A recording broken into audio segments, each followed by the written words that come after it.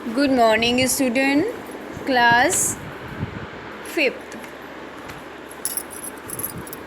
हम आपको आज एक चैप्टर एक्सप्लेन कर रहे हैं। इसका फर्स्ट पार्ट आपका एक्सप्लेन पहले कर चुके हैं, उसका आज मैं सेकेंड पार्ट एक्सप्लेन कर रही हूँ। फर्स्ट पार्ट में आपको मैंने बताया था स्टीफन हॉकिंस के बारे में। स्टीफन हॉकिंस कौन थे? अमेरिका के उच्च नागरिक सम्मान पाने वाले ये वैज्ञानिक स्टीफन हॉकिंस थे। इनका जन्म 8 जनवरी 1942 को ऑक्सफोर्ड, इंग्लैंड में हुआ था।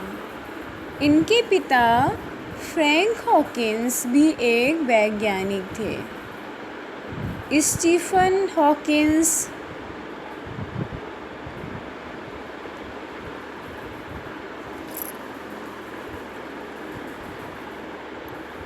इन्होंने अपनी शिक्षा को सेंट अल्बांस स्कूल में पूरी की थी और बाद में 1959 में स्टीफन ने ऑक्सफोर्ड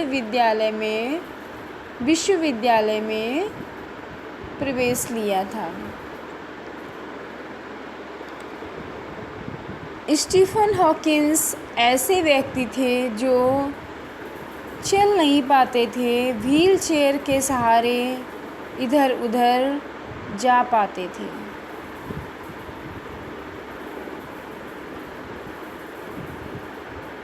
ऐसे वैज्ञानिक जो बोल भी नहीं पाते थे और जिनको कम सुनाई भी देता था, ठीक है, लेकिन उन्होंने भौतिकी के में शोध किया था और आगे चल के एक बड़े वैज्ञानिक बने। देखते हैं कैसे उन्होंने इतने बड़े बड़े काम किए और एक वैज्ञानिक के रूप में हमारे सामने उभर कर आए। कितना स्ट्रगल किया इन्होंने अपने जीवन में।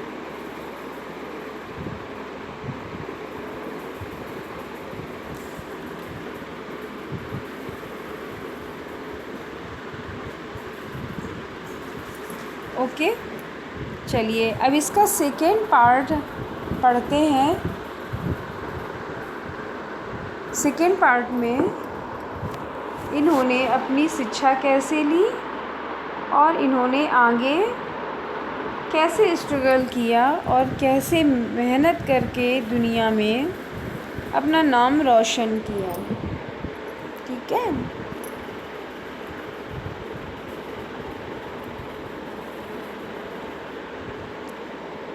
ऑक्सफोर्ड विश्वविद्यालय से अपनी पढ़ाई पूरी करने के बाद स्टीफन ने कैम्ब्रिज विश्वविद्यालय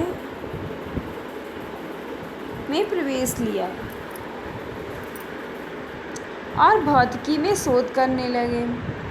लेकिन अभी कुछ ही महीने बीते थे कि इन्हें एक बीमारी ने घेर लिया, मोटर न्यूरॉन, जो कभी भी ठीक नहीं हो सकती थी। इसके कारण इनका चलना फिरना बंद हो गया। अब व्हील चेयर ही हमेशा के लिए उनका सहारा बन गई। ऐसी बीमारी थी कि जिससे उनका चलना फिरना बंद हो गया और एक वो व्हील चेयर पर ही बैठने लगे। व्हील चेयर के सहारे इधर उधर चल फिर पाते थे, व्हील चेयर के सहारे ही कहीं जा पाते थे।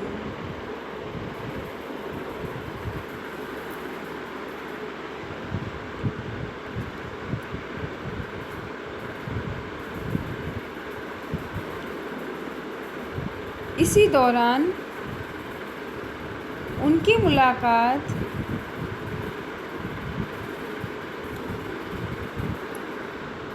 जेन वाइल्ड नामक एक लड़की से हुई।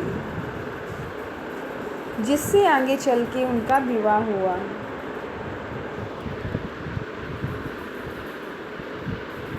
नाइनटीन 1966 में स्टीफन हॉकिंस को कैम्ब्रिज विश्वविद्यालय से पीएचडी की डिग्री प्राप्त हुई। उन्होंने पीएचडी की, ठीक है। लेकिन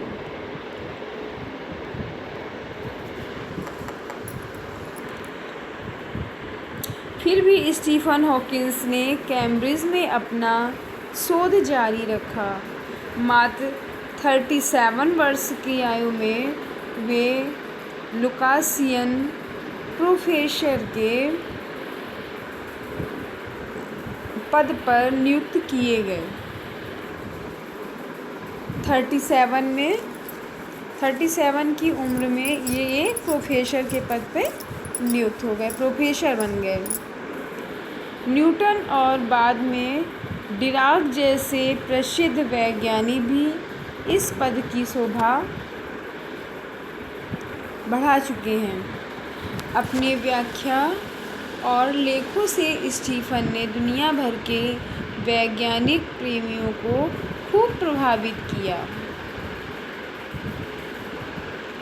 अपने एक व्याख्यान में स्टीफन ने कहा, हमारा ब्रह्मांड निरंतर फैलता जा रहा है, जैसे किसी गुब्बारे पर 2 बिंदु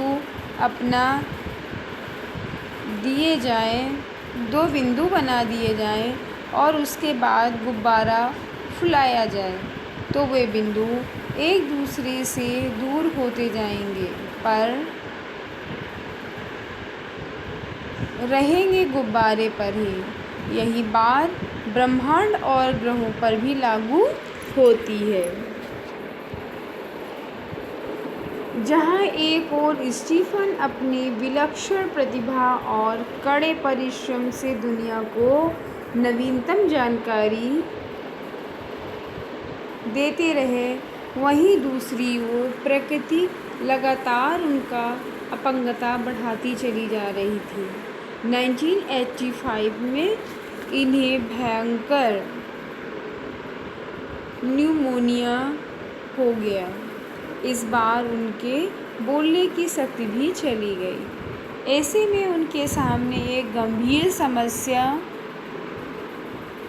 खड़ी हुई। इस समस्या के हल के लिए उन्होंने एक छोटा सा कंप्यूटर अपनी व्हीलचेयर के साथ लगवाया और एक स्पीच सिंथेसाइज़र भी इस कंप्यूटर के साथ लगवा दिया। अब उनके शरीर में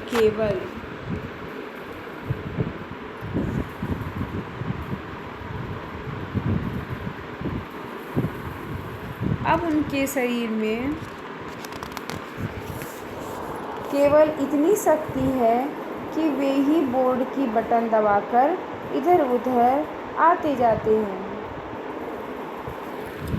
और साथ ही स्पेस सिंथेसाइज़र की सहायता से लोगों के प्रश्नों के उत्तर भी देते हैं।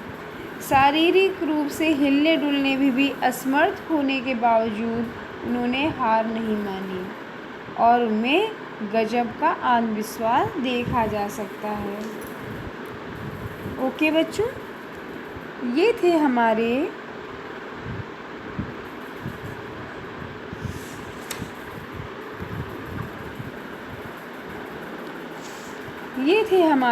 Stephen Hawkins. समय समय पर वे विदेश यात्राएं भी करते हैं। कुछ वर्ष पहले वे अमेरिका गए, जहां उनके व्याख्यान सुनने वालों में बड़े बड़े वैज्ञानिक शामिल थे। वहां अमेरिका के पूर्व राष्ट्रपति बिल क्लिंटन जैसे प्रसिद्ध व्यक्ति भी उपस्थित थे। A brief history of time पुस्तक के माध्यम से उन्होंने आम पाठकों को ब्रह्मांड के तमाम रहस्यों के बारे में साधारण शब्दों में समझाने की चेष्टा की। वे लिखते हैं, मुझे सबसे ज़्यादा खुशी इस बात की है कि मैंने ब्रह्मांड को समझाने में अपनी भूमिका निभाई है, इसके रहस्य लोगों को बताए हैं। इस पर किए गए शोध कार्यों में अपना योगदान दे पाया। मुझे गर्व होता है जब लोगों की भीड़ मेरे काम को जानना चाहती है। ठीक है, ये है हमारे स्टीफ़न हॉकिंस।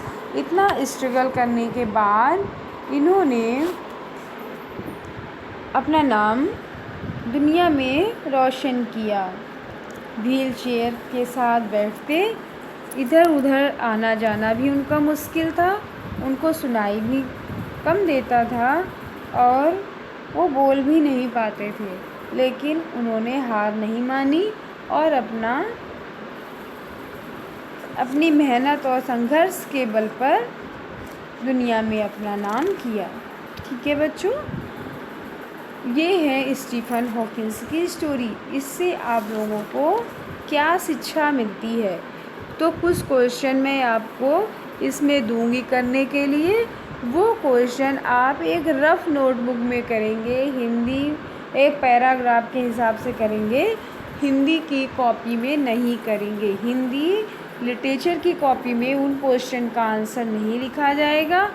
उन क्वेश्चन का आंसर आप लिखेंगे किसी भी रफ़ नोटबुक में, ओके, और रफ़ नोटबुक में लिख के मुझे सेंड करेंगे। ओके बच्चों।